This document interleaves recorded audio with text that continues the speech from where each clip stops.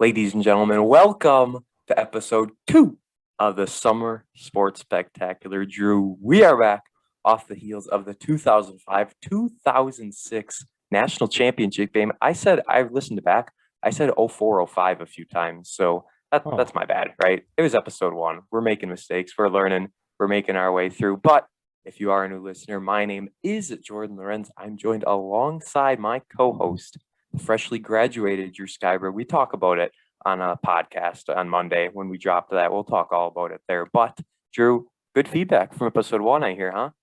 Yeah, so far some great feedback. A lot of people have really enjoyed the show, and it's got around 30 plays already, that's always great to see. That's not even including YouTube.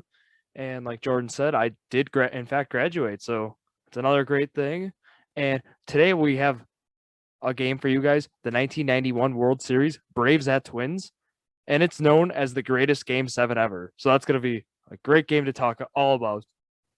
I had no idea it was called that before going into this thing. After I was looking up, because I don't want to look at notes beforehand, right? Because I'll like figure out who wins or what. So I do all my notes after, and I saw that and I was like, whoa. I mean, watching this game, this thing was insane. And Drew, I just want to congratulate you, right? Because last week you said this was going to be a pitcher's duel.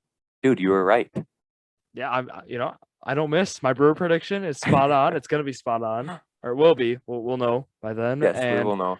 This was a pitcher's duel. This is the definition of a pitcher's duel. Like, it doesn't get any better than this. No, not at all. This thing was absolutely fantastic. But before we get to Game 7, we got some stuff to cover. Let's look at the season first, right? 1991. I mean, I was negative 10 years old at the time. So let's see what happened in this season. We'll start. Drew, do you want to start looking at the final standings, or do you want to talk about all-stars for the year? Let's talk some all-stars, Jordan. All right, let's start with the all-star game, and I want to guess from you. In the AL, how many players from the Twins do you think started on the all-star team? I'm going to say 4. 1. There was one Twin player who started. Kirby Puckett. Jack Morris. Wow, I figured it was going to be like Chuck Knobloch, Kirby Puckett, Jack Morris. Wow. The only reserve from the Twins was Kirby Puckett.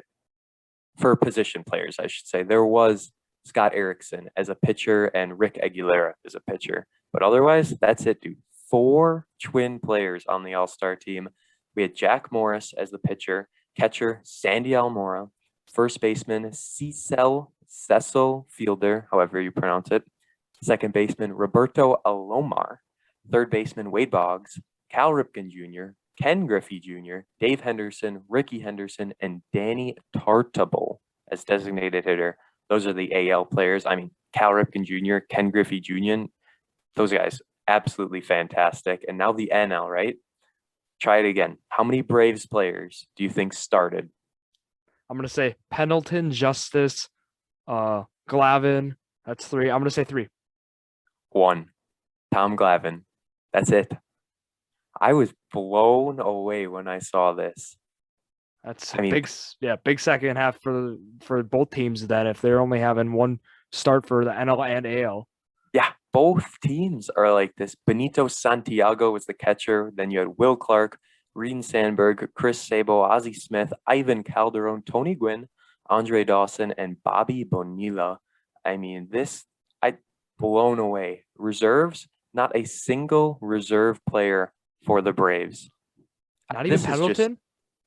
No, I'm looking through again. No, I don't see at all.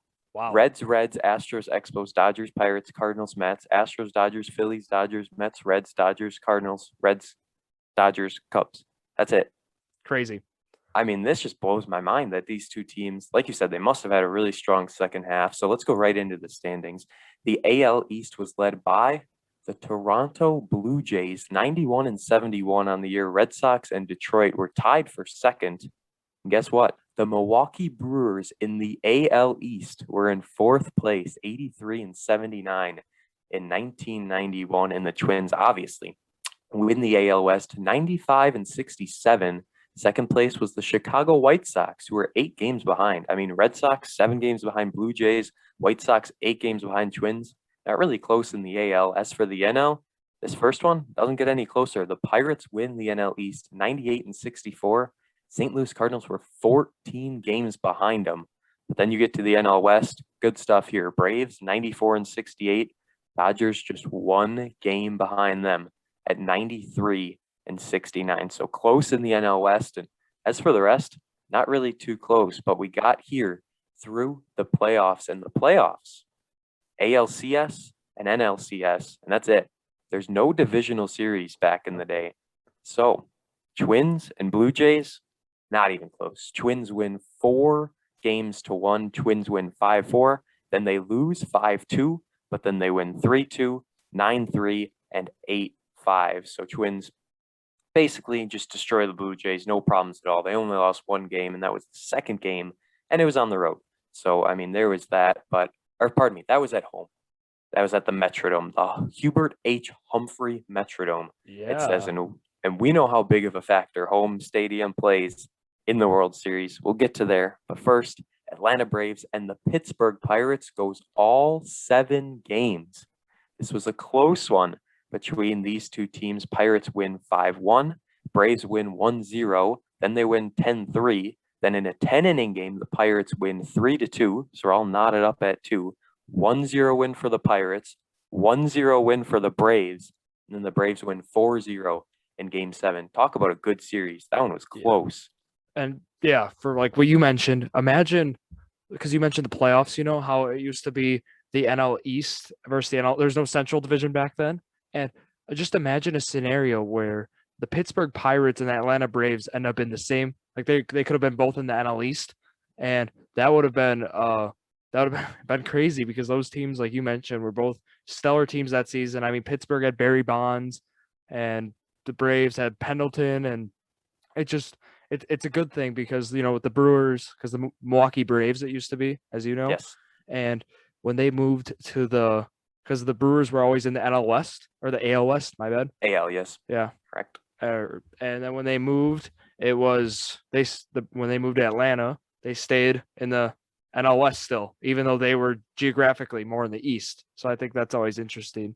Yeah, I found that weird. And also the Montreal Expos were a team back in the day. I mean, crazy stuff when we're looking back. I always find it fun looking at all these things and what happened. You got the Brewers in the same group with the Blue Jays, the Red Sox, the Yankees. I mean, imagine that now, that Brewers Yankees all year long. That would be interesting. So I know you said you've got some awards for these teams. You want to give those away? Not your own awards, but Oh no, but yeah, we got the Baseball Writers Association, their awards that were given out this year, and both of these teams got a bunch of awards. So first, the Manager of the Year award, Tom Kelly of the Twins and Bobby Cox of the Braves. So both managers ended up getting Manager of the Year, which I think in Game 7 it just showed, because both managers did an incredible job throughout the game. I don't know, what did you think, Jordan? oh yeah, absolutely fantastic. It was the Braves' first year as manager. I'm pretty sure I heard that in the game. That's crazy. Coming through, going all the way to Game 7. We'll talk about the result when we get there. Did he win the World Series? I don't know. I mean, this is a pretty famous game. So if you don't know the result already, pause the video, go watch it yourself. 2 hours, 44 minutes, I think, but flies by. Yeah, and then for more awards, we have for the Atlanta Braves. The Braves had the 1991 NL MVP in Terry Pendleton, and he had a phenomenal year. It was his first year with the Braves. He came from St. Louis the year prior, and he had 22 home runs, 86 RBIs, 319 average to go along with that. And to round it all out, he had an 880 OPS. So he just had a great overall year, and he finished first in the MVP voting, and Barry Bonds of the Pirates finished second. So that NLCS had the number 1 and number 2 for MVP voting that year. Stacked. Let's Yeah. do some stat leaders for the year before we get into a World Series. Can you guess the leader in stolen bases? How many stolen bases did they have? As a team? No, just one player in particular. Oh, you must be talking of Otis Nixon of the Atlanta Braves. Nope. Not between just these two teams. I mean, in general, for the whole MLB. Oh, you're talking about, okay. So, I'm gonna say as a whole MLB, holy crap. For the year, what player led for stolen bases? Not Was the it- player. I mean, how many did they have? It had to be in the hundreds. I mean, Ricky Henderson, you mentioned. It was 100 and like 10?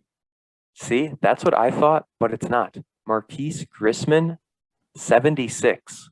Oh, That's the leader. So, I mean, we overshot a little bit, but that's of okay, course. right? No big deal. Then for home runs, we had a tie in the AL for who had the most for the year.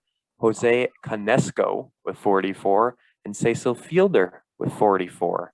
And then when you Oh, get to RBIs, 133 for Fielder of the Detroit Tigers. 133 ribbies.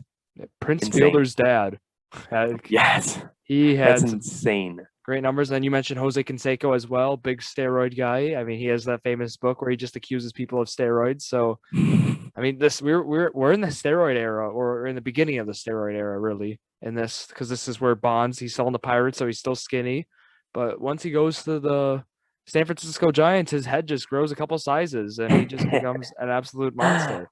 Everything changes. And yeah, Yeah, I think you said it perfect. Beginning of the steroid era. We're not in the heart of it yet, but we are getting there. So we covered All Stars, we covered the standings, we covered stat leaders, awards, covered the playoffs. Let's get into this. Let's get into the World Series, right? It goes all 7 games. I mean, we're covering the 7th game. So how did we get here? Well, it all started with a 3-hour game at the Metrodome. Minnesota Twins winning 5 runs to 2. Second game, 2 hours and 37 minutes. Twins win 3-2. So the gap getting a little smaller as the Braves shrink the 3-run gap to just 1. And the Braves do indeed win game 3. I should note, first 2 games at the Metrodome in Minneapolis. Third game is in Atlanta at the Fulton County Stadium. This third game, 12 innings, 4 hours, 4 minutes, 5-4 win for the Braves. That is a huge game and a turning point in the series. I mean, when you're down 2-0, that can get to you.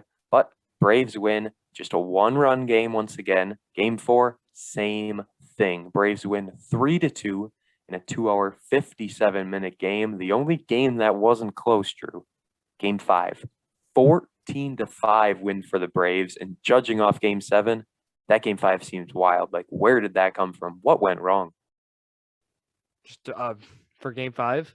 Yeah, I mean, we didn't watch it, but how No, can the Twins I lose by 9 I'm runs? I'm guessing with the Twins, with they're like they led the whole majors in offense this past year, as we're talking 91 here. They led in average hits, OPS, on base percentage. So when you have an offense like that, I mean, you can just put up runs, and that's kind of what we saw. It's crazy, crazy stuff. And then game 6, the night before game 7, they played on back-to-back nights, game 6 and game 7. Game 6, 3 hours, 46 minutes, a 4-3 win for the Twins. The Twins get one back at the Metrodome. So that sets the stage. Here we are, game 7. The home team has won all games in the series so far, and they put up a graphic right away. I'm going to find it, of the history of what happened when all the home teams have won the games. Let's see. 1955, Brooklyn won at New York Yankees. 1956, Yankees won at Brooklyn. 1965, Dodgers won at Minnesota. 71, Pittsburgh won at Baltimore. And 87, Minnesota beat St. Louis at home. So only one time when the series, I should say, has been won by the home team in all 6 previous games. Only one time has the home team won the 7th game. And we're going to see what happened here in game 7. I blew it last week. Episode 1, I said Did Texas was 13-0. I blew it at the start of the episode. I like building suspense for people who haven't seen it. So let's get right into this game. Right away, we see this dude. He's like the sideline announcer sitting by the trophy. We see the game is on CBS Sports. They've got the banners all over. And this, Drew, I need your first impressions. It's because what I'm asking you every time, but this thing felt old. Oh, it felt old when you have no player graphics, no scoreboard. You've Joe Buck's dad on the call, for Christ's sake. It's Yeah. gonna feel really old, and that's kind of what we experienced. Even with CBS covering baseball, like that's old in itself. So And there wasn't even a CBS Sports channel at the time, was there? I'm not even sure, Jordan. No, because now there's NBC Sports, CBS Sports, but it said CBS Sports everywhere. So Go ahead, continue. I'm sorry. Yeah, I thought Jack Buck and Tim McCarver though. I thought they did a pretty good job. I mean, Jack Buck, he's been there a while. It was his last World Series game to call, and I thought he did a pretty good job. Yeah, I didn't think it was bad at all. Real quick, what are your thoughts on Joe Buck? I know it's love or hate with the guy. Well, I think Joe Buck sometimes he has good calls. Like I don't know, I don't mind him always in baseball, but like sometimes in football, like there's better guys, you know? I'm the opposite. I hate his Really? baseball work. I find it incredibly boring. Like if the playoffs come on and it's Joe Buck, I'm like, come on. Like there's so many other guys who do baseball for a living full time that are actually good at their job. And Joe Buck just comes in at the playoffs. It bothers me. I don't like it. I think he just bores me for football. I don't mind him all the time for football, but I know a lot of people don't like him and Troy. So I found it fitting, moving back on track here. This is Jack Buck's last World Series. And last week, we did Keith Jackson's final game, which was the championship. So very fitting Yeah. that happens. And it's very fitting we got two tremendous games back to back. We start with the pitchers. Jack Morris for the Twins, John Smoltz for the Braves. You said last week you would expect some Kirby Puckett and maybe John Smoltz. Sure enough, Smoltz is here and we'll get into it. He had 20 wild pitches in the season, which is pretty high, but he was 8-1 since the All-Star break. So we talked about how these teams really turned it around because they didn't have a whole lot of All-Stars. 8-1 since the break. And Morris, this guy's a playoff pitcher. 6-1 in the postseason, 3-0 in World Series starts, and right out of the gate, 3 up, 3 down, and it's the same thing for Smoltz. Both guys get a strikeout in their respective sides of the inning. There's our first inning. Flew by. The slider, though, from John Smoltz. Did you see that thing? Oh, yeah, I saw his slider, and then you saw the Jack Morris split-fingered fastball. Both pitchers just they had everything going for them the whole game, and it was just a great thing to see. True pitchers duo, as we said. But top of the second, single, base hit, whatever. Runner gets stranded at second, and then eventually in the bottom of the second, 2 singles, but runner stranded on first and second. That's going to be a theme throughout this game is runners being stranded on base in the big time scenarios. There's a big position later in the game that we'll end up getting to. So top of the third inning, there's a single, wild pitch, gets the runner to second, 1 out, runner on second, walk. Runners on first and second, 1 out, and they can't do anything with it. The Braves can't do it. They leave runners stranded on first and second. And now we get to the bottom of the third inning. There's an out, then there's a double, then there's a fly out to right. The runner tags to third base. Runner on third, 2 outs. Nothing. Leaves him stranded on third base. Drew, at this point, I think we know maybe nerves are kicking in, but we just know these pitchers are incredible. Yeah, Jack Bug mentioned it throughout the game numerous times. He's like, "Oh boy, we got ourselves a game," and he always mentioned that, hey, the runs are going to be really tough to score this game. And even like you mentioned, like if a wild pitch occurs, like that's a big thing because you can get a runner in scoring position because these pitchers are so locked in. The offense needs as much help as they can get, whether it's a pass ball, wild pitch, hit by pitch, walk. They needed anything to go their way.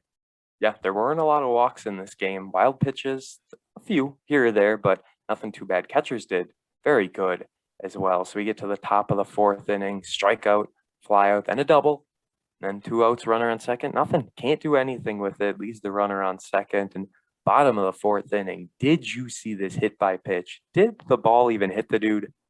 I was not sure. It was so close. I don't think it hit him. And it was such a delayed call, too. Last week, we talked about how the referees relied on instant replay and stuff. Obviously, first of all, we're talking baseball, so now they have replay, whatever. But back in the day, nothing even close. This umpire didn't call it. And then all of a sudden, he just let the batter talk to him, I guess. And he said, yep, it hit him. And he takes his base. So, yeah, some acting. That's what I thought. yeah. And like you said, there's no replay. And it was kind of tough, but like runners stranded. Yeah, runner stranded once again. There was a beautiful diving catch in right field, and then there was a fly out to the second baseman, and that did it. We're through 4 innings, no hits, no runs, I should say, minimal hits through it. And I wanted to also say the umpires, their hats. They were the most basic hats I've ever seen. It said AL and NL. I mean, these things were ugly. Yeah, back in the 90s, that's how, even before that, that's how they always had it with the NL and AL umpires, and they still had those old uniforms. I'm not sure when they got the redesign of the logo, but those were hideous. Oh, and speaking of, it's hard enough to follow the game when there's no scoreboard.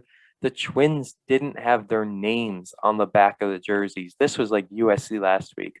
Did this bother you as much as it did me? Braves, I mean, it was fine. You could see Smoltz pitching. You could see the guys kind of clear. Not the best picture game, but still, no names on the back of the Twins jerseys. It did bother me too much. Because I recognize some of the Twins players. Like I recognize Chuck Knobloch, I recognize Kirby Puckett. So I was like, hey, I know these guys, but sometimes it for a major league team, it kind of bothers me because like they're a major league team. Yeah, I expect last names on the back, unless it's like the Yankees or yeah, but Yeah, oh like well. tradition, something Yeah. like that. But I mean, there was none here. So let's go to the fifth inning.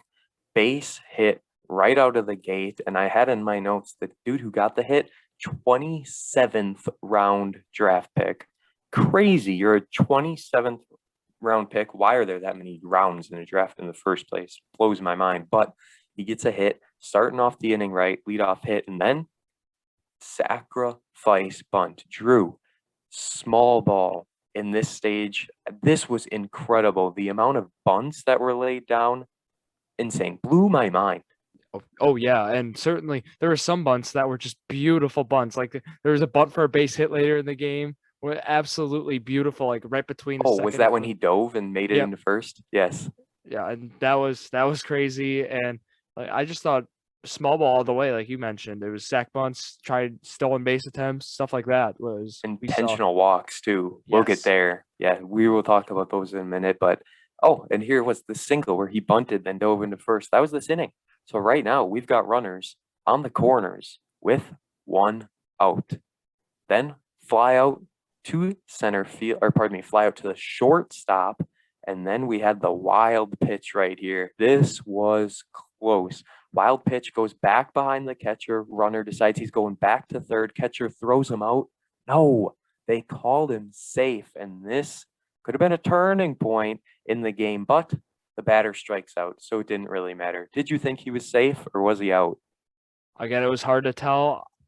I couldn't really tell. I think he was safe. There was no good camera angle to Yeah, really point out either way. yeah. So I think whatever the umpire calls, because like you just mentioned, some of the angles we got were not really ideal. Oh yeah, first pitch of the game was like Oh, I was like, are we gonna sit through this the whole time? And like the camera was moving and then it was behind the umpire, if I remember right, and then it flipped. I don't know. yeah, It was wild. they must have been trying But something new out or something. yeah, probably. I don't know. There's no way it was like that the entire time. So sixth inning, really nothing happens. Three up, three down on both sides because of a double play in the bottom half of the inning. And we get to the seventh inning. Both starting pitchers are still in the game. And it says there's only been one other World Series Game 7 scoreless through 6 innings.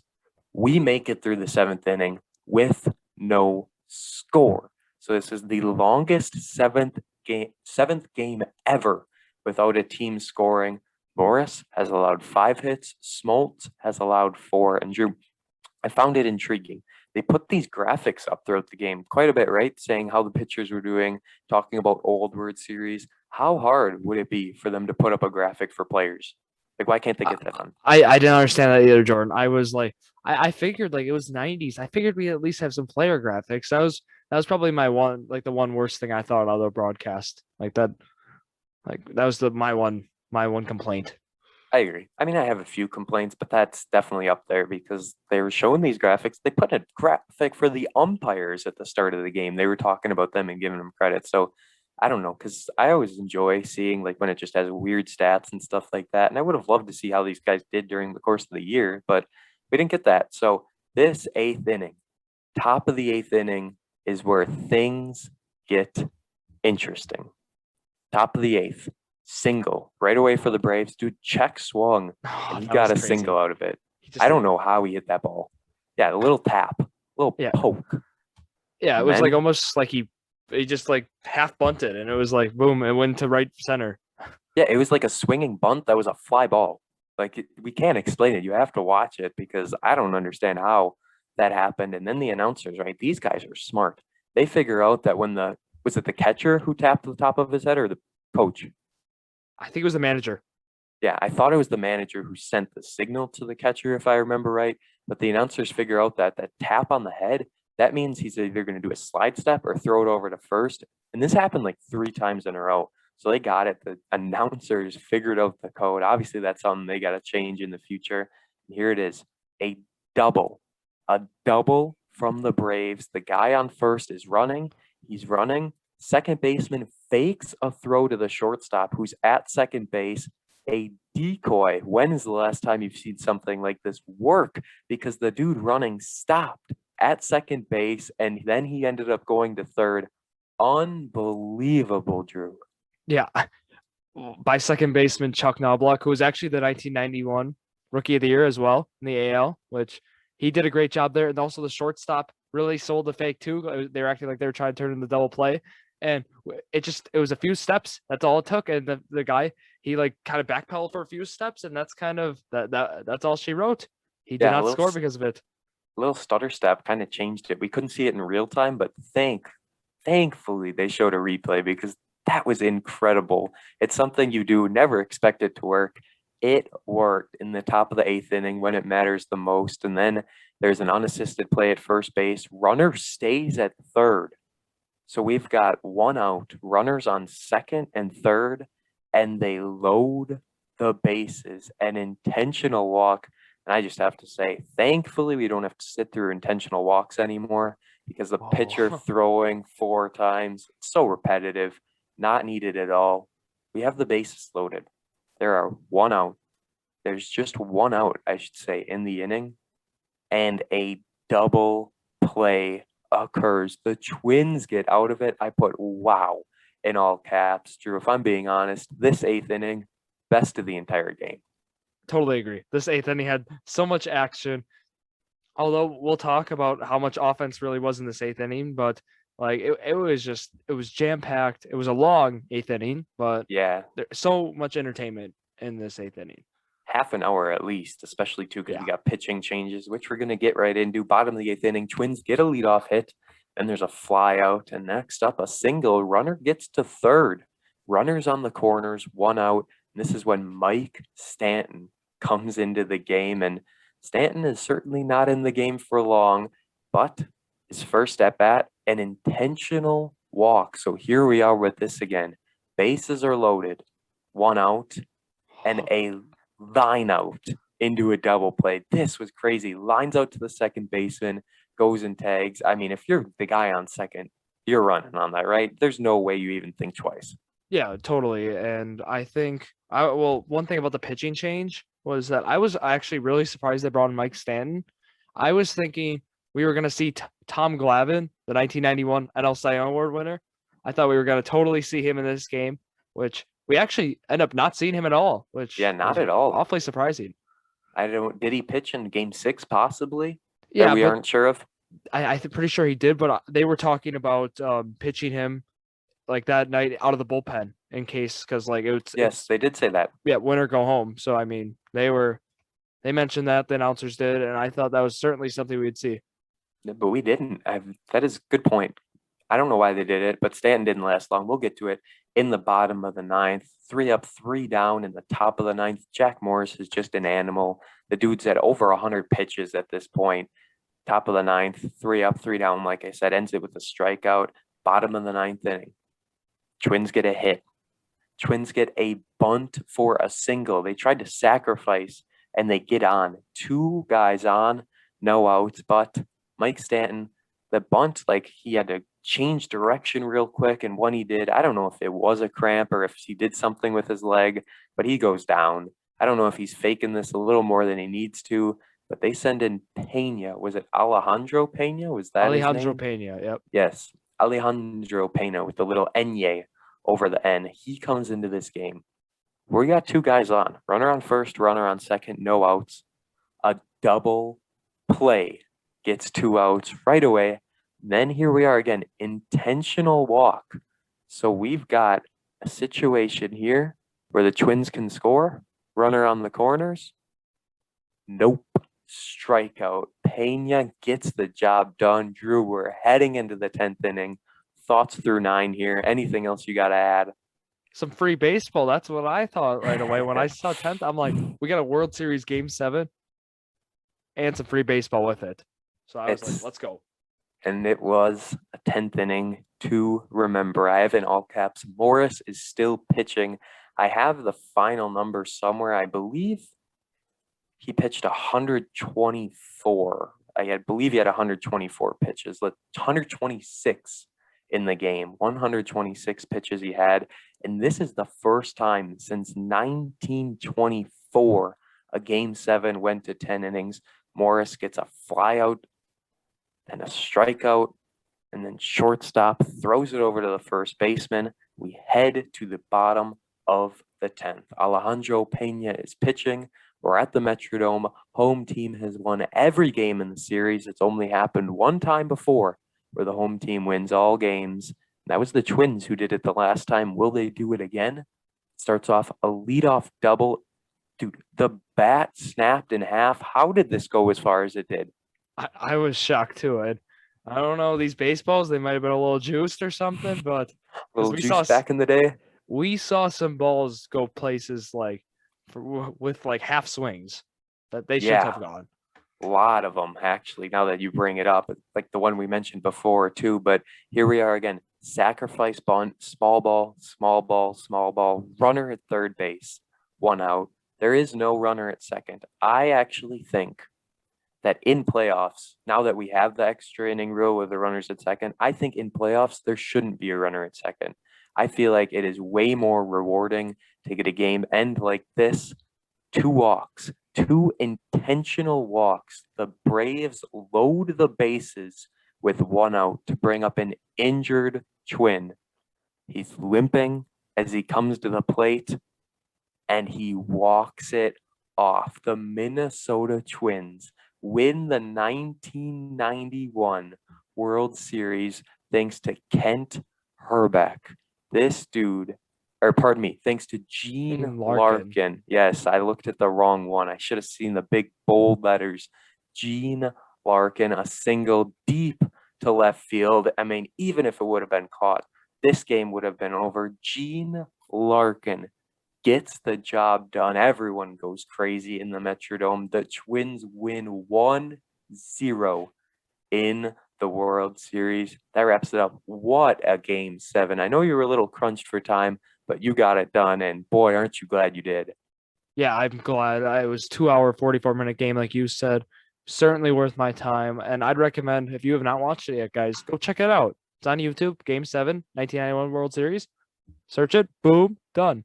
And if anything, watch the 8th through 10th innings. I mean, come on. Like these teams were both stacked, and it showed. And we saw 2 teams who are best. They're the clear-cut best 2 teams in the baseball this year.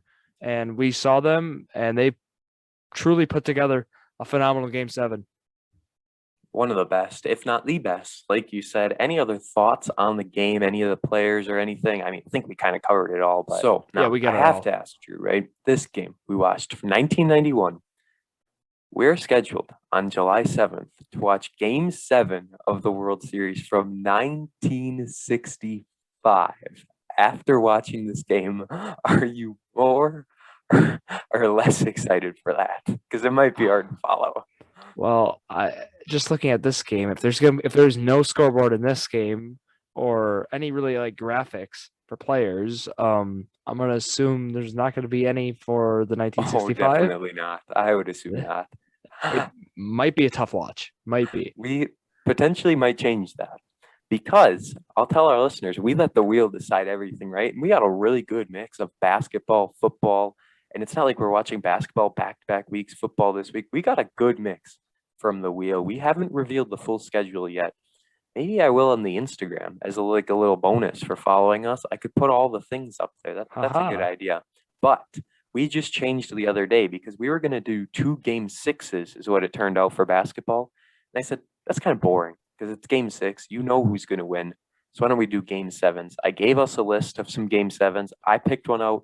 You picked one out. So next week, episode 3 of the Summer Sports Spectacular, we're going into the world of basketball. 1988, game 7. And I've seen this is one of the greatest game 7s for basketball. So we might be in for a treat. 3-1 back to back to back. Pistons and Lakers. Now, I asked you last week, what do you expect from 1991 World Series? Next week, what do you expect? 1988 Game 7, Pistons and Lakers. I expect the bad boy Pistons. I expect some Magic Johnson. And I expect a lot of people on the ground from really hard fouls for Bill Yeah, not Laimbeer. from flopping. Yeah. No, this will be good. I expect a great game 7, and it's basketball, right? So we're getting the variety in. And I think that basically covers it here. Episode 2, can you believe we are now officially a fifth of the way done with the Summer Sports Spectacular, our 10-episode series. This episode, we had some difficulties before we got on, but it all worked out. Hopefully, you guys enjoyed episode 2. Drew, where can the people find you on the internet? You can find me on Instagram, Drew Skyberg, DrewSkyberg. And how about you, Jordan? Well, I mean, I guess we should plug our own things. We haven't really said the usual. Follow us on Apple Podcasts. Leave that 5-star review. Subscribe to our YouTube. We're up to 25 subscribers, I believe, on YouTube, even though the numbers are doing bad. I think because the thumbnails are different. I don't know. I don't really know how YouTube works. I just try and get the videos up there and hopefully raise some listeners. So do that. Our Instagram, Jordan_Sports Crew. I think at the end of the week, I'll post the rest of the episodes, what we're going to do. If 50. we hit 50 followers, we will post. Oh, as a bonus. I Yeah. like that. Get us to 50. If we hit 50 followers, we will post the entire rundown on our Instagram as a little bonus. I'll probably just put it, I'll make a post for it. It won't go in the story. We'll post it. If we get 50 followers, I'll make a post and it'll say all the episodes with the entire rundown. And if we change something, you guys on Instagram will be the first to know. Thank you for following on there if you haven't already. I'm on Twitter at JordanLaw_PXP. Also, we shouted him out in episode 13, but we have a new logo for Jordan and Drew, the Sports Crew. This thing is absolutely beautiful, and I need to give a shout out to the man who made it, Donnie Cartier. He's on Twitter. You can go ahead and follow him. What a guy, making us that logo, and hopefully it'll be on some shirts soon. So that's the long-winded wrap around here as we end episode 2 of Jordan and Drew, the Sports Crew, Summer Sports Spectacular, the perfect podcast for you.